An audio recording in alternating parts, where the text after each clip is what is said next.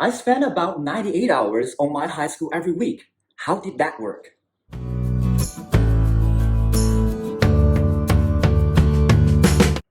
Hi everyone, my name is Liu Shao. Throughout my life in Mexico and US, I was constantly asked by my friends, hey, how was your high school life in China?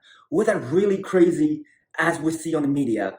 Was that true you had to learn calculus in high school, or was that true you were not allowed even to pick your own classes? Etc., etc. Many questions.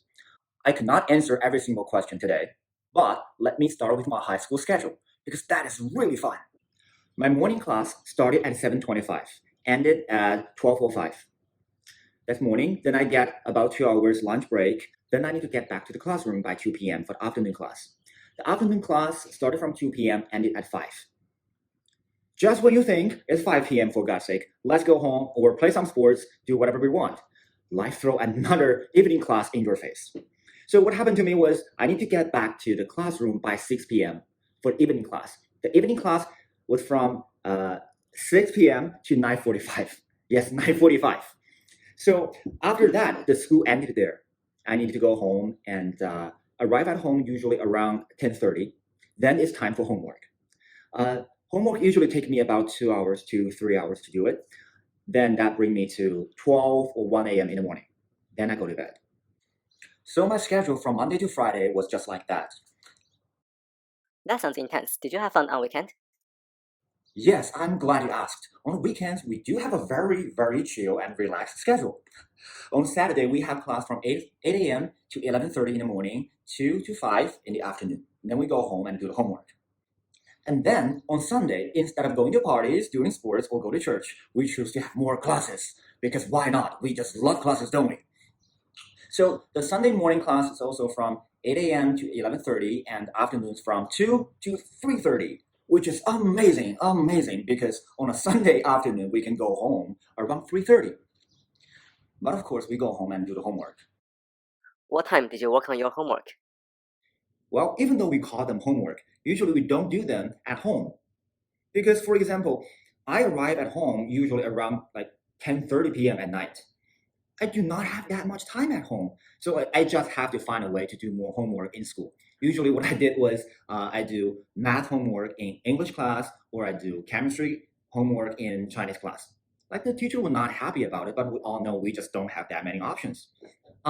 I was not living on campus, but for those who live in campus, it's even more difficult for them to finish their homework because the dorm will shut off the electricity around 11:15. And then if you didn't finish the homework around that time, it's really difficult for you to keep doing homework because no electricity. So then all the students, all my friends got really creative. Someone just take a flashlight, and so they can do homework with a flashlight. And someone, you have no idea. We have those what is it called, voice censored light, right, in the bathroom. So you walk in, it detects the sound, so it will turn on. What some students did was they took their homework to the bathroom and they cough or whatever, make a sound every 2 minutes just to keep that light on so they can do the homework in bathroom. Amazing. Well, as crazy as it sounds, it's true. What about holidays? All right. What about the holidays? The truth is, what exhausted me the most was not the crazy schedule at school, not the class, not the schedule. It was actually the homework, the endless homework. So whatever time I got from weekend, night, holiday, I was guaranteed I got more than enough homework to fill in those time. So that's exactly what happened with holiday.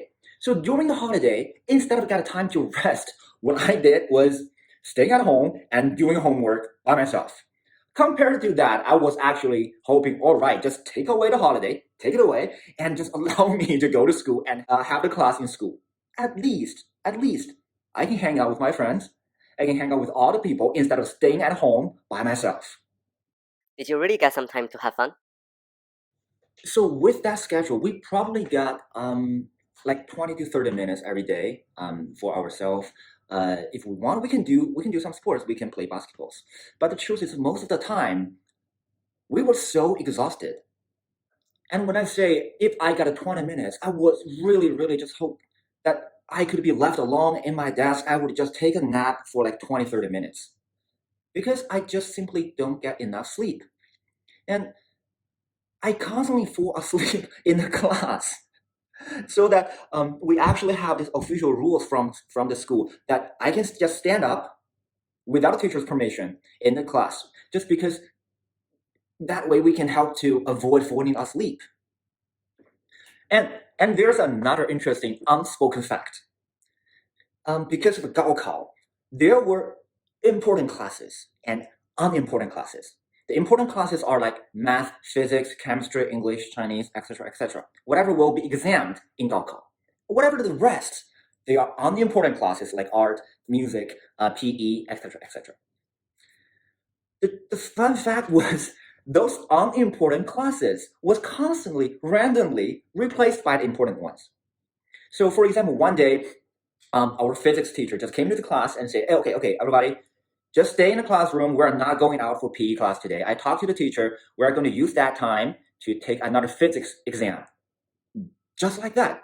So when I saw a music class on my calendar that day, I actually don't know what will happen there because it could be a math exam, it can be a physics class, it can be a review of Chinese literature.